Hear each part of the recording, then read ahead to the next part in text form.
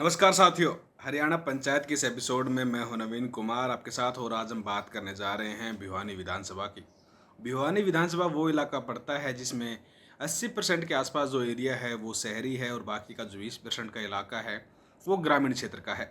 जिसके कारण यहाँ पर ग्रामीण वोटर्स की अहमियत जो यहाँ पर इम्पोर्टेंस है वो बहुत ज़्यादा बढ़ जाती है। और अक्सर ये देखने को मिलता है कि जो शहरी एरिया से जो विधायक चुने जाते हैं वो अक्सर इन ग्रामीण जो एरिया हैं इनके दौरे करते हैं। साथ ही साथ यहाँ पर चुनाव से पहले भी लगातार जो कैंडिडेट होते हैं वो इन एरिया में जाते रहते हैं। और हम इस बात का जिक्र इसलिए कर रहे हैं क्योंकि यहाँ पर अब की बार भी कुछ ऐसा ही देखने को मिल रहा है कि विधानसभा चुनाव बहुत नज़दीक हैं। और यहाँ पर जितने भी कैंडिडेट हैं, चाहे वो बीजेपी के हों, चाहे वो कांग्रेस के हों, चाहे या फिर जो हरियाणा की क्षेत्रीय पार्टियाँ हैं, जेजेपी, आईएनएलडी और कुछ निर्दलीय उम्मीदवार भी यहाँ पर से अब की बार मैदान में उतर सकते हैं। और वो सभी इन ग्रामीण एरिया और शहरी इलाकों के लगातार दौरे कर रहे हैं। अगर हम यहाँ पर बात करें यहाँ पर बीजेपी की तरफ से कैंडिडेट उतारे जाने की, तो यहाँ पर बीजेपी के पास जो सबसे प्रमुख चेहरा है वो यहाँ पर घनश्याम सर्राफ हैं, जो लगातार 3 बार से यहाँ पर बीजेपी की तरफ से विधायक हैं। और उस समय भी वो यहाँ पर मजबूत स्थिति में थे, बीजेपी को मजबूत करते दिखाई दिए जब यहाँ पर हरियाणा में बीजेपी की बहुत कम सीटें आती थी, या फिर ये कहें कि बीजेपी ट्रेंड नहीं कर रहा था। उस समय भी यहाँ पर घनश्याम सर्राफ ने बीजेपी के लिए इस सीट को निकाल कर दिया था। वही अगर हम दूसरे कैंडिडेट की यहाँ पर बीजेपी की तरफ से बात करें जिसके ऊपर यहाँ पर अब की बार बीजेपी दाव खेल सकती है, तो वो है यहाँ पर भवानी सिंह। राजपूत चेहरा होने के साथ साथ यहाँ पर उनका एक अच्छा खासा जनाधार है शहरी इलाके में। उनकी जो पत्नी है वो भिवानी की चेयरमैन है। हालांकि जो चेयरमैन के चुनाव हुए थे उस समय यहाँ पर भाजपा ने भवानी सिंह की पत्नी को यहाँ पर टिकट नहीं दिया था, जिसके कारण वो यहाँ पर निर्दलीय के तौर पर यहाँ पर चुनाव लड़ते दिखाई दिए। और उन्होंने यहाँ पर अच्छे खासे वोटों के साथ उन्होंने यहाँ पर अपनी पत्नी को चेयरमैन बनाने में यहाँ पर सफलता हासिल की थी, जिसके बाद जो उनका ओहदा था, जो कद था, वो लगातार भिवानी की राजनीति में बढ़ता जा रहा है। वही अगर हम बात करें यहाँ पर तीसरे कैंडिडेट की जिसके ऊपर यहाँ पर बीजेपी अगर घनश्याम सर्राफ और भवानी पर अगर दाव नहीं खेलती है, तो ये तीसरे जो कैंडिडेट है जिनके बारे में हम बात करने जा रहे हैं उनका नाम है मुकेश गौड़। मुकेश गौड़ तोसाम से अब भिवानी की तरफ यहाँ पर रुख कर चुके हैं। कहा जाता है कि वहाँ पर उनको अपनी दाल गलती दिखाई नहीं दी। और इसका सबसे बड़ा कारण यह है कि वहाँ पर किरण चौधरी ने कांग्रेस को छोड़कर बीजेपी ज्वाइन कर ली, जिसके बाद तोसाम विधानसभा पर बीजेपी की तरफ से 2 मुख्य कैंडिडेट यहाँ पर खड़े हो गए हैं। एक तो किरण चौधरी, साथ ही साथ अगर किरण चौधरी को राज्यसभा भेजा जाता है तो उसके बाद यहाँ पर श्रुति चौधरी टिकट की प्रमुख दावेदार होंगी तोसाम विधानसभा। साथ ही साथ जो शशि रंजन परमार हैं, जो पूर्व में वहाँ से बड़े मंत्री रह चुके हैं और अब की बार विधायक के टिकट के वहाँ से इंतजार कर रहे हैं। और उन्होंने नायब सिंह सैनी को जब भिवानी में एक सम्मेलन हुआ था कार्यकर्ताओं का, बीजेपी के कार्यकर्ताओं का, तब उन्होंने कह दिया था कि सीएम साहब नए के चक्कर में पुरानों को मत भूल जाना। यानी कि शशि रंजन परमार ने कहीं ना कहीं इशारों में सीएम साहब को चेता दिया था, एक तरह से नसीहत दे दी थी कि हम पुराने कार्यकर्ता हैं बीजेपी को, और यहाँ पर हम पिछले काफ़ी लंबे समय से एक तरह से टिकट की दावेदारी कर रहे हैं और लगातार यहाँ पर कार्यकर्ताओं को इकट्ठा करके एक तरह से मजबूत करने का काम कर रहे हैं भाजपा को।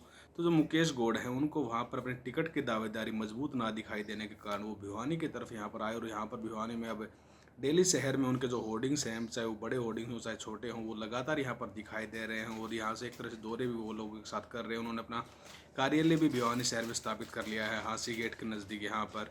और वो लगातार अपने कार्यकर्ताओं से और जनता से रूबरू होते दिखाई दे रहे हैं। तो ये जो 3 कैंडिडेट थे ये बीजेपी के प्रमुख चेहरे हैं जो अब की बार यहाँ पर भिवानी विधानसभा से चुनाव लड़ सकते हैं। अगर इनके अलावा अगर हम बात करें कांग्रेस के कैंडिडेट्स की, तो कांग्रेस में यहाँ पर अब की बार एक तरह से जो युवा चेहरे हैं उनकी भरमार है। इसका एक कारण है कि यहाँ पर कांग्रेस लगातार काफ़ी चुनाव हार चुकी है। यहाँ पर एक सबसे बड़ा राजनीतिक कारण ये बताया जाता है कि कांग्रेस की तरफ से यहाँ पर किसी हैवी कैंडिडेट को यहाँ पर नहीं उतारा गया, किसी मतलब जनता के प्रिय चेहरे को यहाँ पर नहीं उतारा गया, जिसके कारण यहाँ पर कांग्रेस को यहाँ पर जनता ने दरकिनार कर दिया। भिवानी शहर की जनता जो पड़ती है, भिवानी शहर की जो विधानसभा है, यहाँ इन लोगों ने कांग्रेस को दरकिनार कर दिया। और इसमें कुछ यहाँ पर हम अगर बात करें कांग्रेस की तरफ जो टिकट वितरण किया गया था उसमें भी कुछ इस तरह की राजनीति की गई थी कि वहाँ पर अपने वर्चस्व के चलते कुछ ऐसे उम्मीदवारों को टिकट दिलवा दिया गया जिनका खुद का भी ज़्यादा बड़ा जन समर्थन नहीं था। वही हाल ही के दौर में यहाँ पर बीजेपी और कांग्रेस के बीच में जब ये लोकसभा चुनाव हुए तब यहाँ पर कांग्रेस का जो ग्राफ था वोट का वो इस शहरी क्षेत्र में बढ़ता हुआ दिखाई दिया।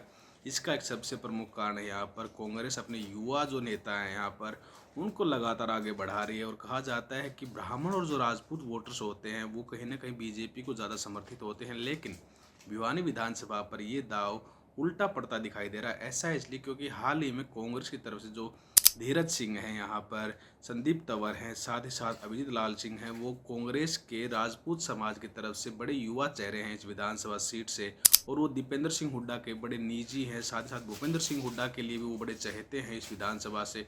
और जितने भी लोकसभा चुनाव के दौरान यहाँ पर कार्यक्रम हुए भिवानी में, तो तीनों अच्छी खासी तादाद के साथ अपने जन समर्थकों के साथ वो वहाँ पर उन्होंने अपनी मौजूदगी दर्ज करवाई। साथ ही साथ यहाँ पर अगर हम बात करें, जो अन्य सीनियर लीडर्स हैं यहाँ पर कांग्रेस के, जिसमें वासुदेव शर्मा जी हैं, साथ ही साथ यहाँ पर डॉक्टर शिवशंकर भारद्वाज हैं, जो पिछली बार यहाँ पर जेजेपी की तरफ से चुनाव लड़े थे, उन्होंने भी हाल ही में बीजेपी ज्वाइन की है। और जो कॉमन वोटर्स हैं यहाँ पर ब्राह्मणों के, वो कहीं ना कहीं कांग्रेस की तरफ अब की बार जा सकते हैं, जिस कारण कांग्रेस उनके ऊपर भी यहाँ पर दाव खेल सकती है। वहीं कांग्रेस के हाईकमान की तरफ से भी ये बात कही गई है कि जो भी सीनियर लीडर्स हैं उनको अब की बार टिकट ज़रूर दिया जाए, क्योंकि कांग्रेस हाईकमान की तरफ से ये बात सामने आई है कि वो चाहते हैं कि 40% के आसपास यहाँ पर जो टिकटों का वितरण हो वो युवा चेहरे को हो, और बाकी के जो 60% है उसमें सीनियर लीडर्स को यहाँ पर अपॉर्चुनिटी दी जाए, ताकि उनका जो खुद का एक जन समर्थन है, जो खुद का वोट बैंक है, उसके सहारे कांग्रेस अपने हरियाणा में नैया पार लगा सके। अगर हम बात करें यहाँ पर अन्य क्षेत्रीय पार्टी की, तो उसमें जसपा और यहाँ पर इनेलो शामिल है। इनका यहाँ पर कोई खासा असर अब की बार इस विधानसभा चुनाव में दिखाई नहीं दे रहा, लेकिन उनकी तरफ से आने वाले समय में कैंडिडेट की घोषणा तो ज़रूर की जाएगी। साथ ही साथ कुछ से यहाँ पर क्षेत्रीय जो यहाँ पर इंडिपेंडेंट चुनाव लड़ने के कुछ इच्छुक उम्मीदवार होते हैं, वो भी जल्द ही यहाँ पर अपना जो एक तरह से नाम या फिर जो अपने कार्यकर्ताओं के बीच और अपने लोगों के बीच पहुँचने का काम करेंगे, तो उस समय के हिसाब से उनके नाम भी सामने आएंगे।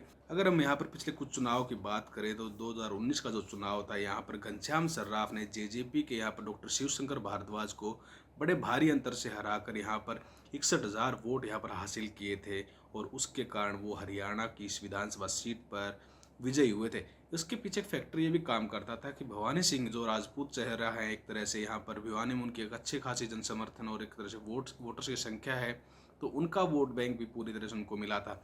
साथ ही यहाँ पर अगर 2014 के चुनाव की बात करें, तो यहाँ पर भी घनश्याम सर्राफ को 50,000 के आसपास वोट मिले थे, और यहाँ पर जो निर्मला सराफ इनेलो की तरफ से कैंडिडेट थी, उनको मात्र 21,000 वोटों से संतोष करना पड़ा था, जिसके बाद यहाँ पर 2014 में भी यहाँ पर घनश्याम सर्राफ यानी कि बीजेपी को बड़ा बहुमत मिला था, और बीजेपी यहाँ पर फिर से अपना जो कमल था उसको यहाँ पर मजबूत करती हुई दिखाई दी थी।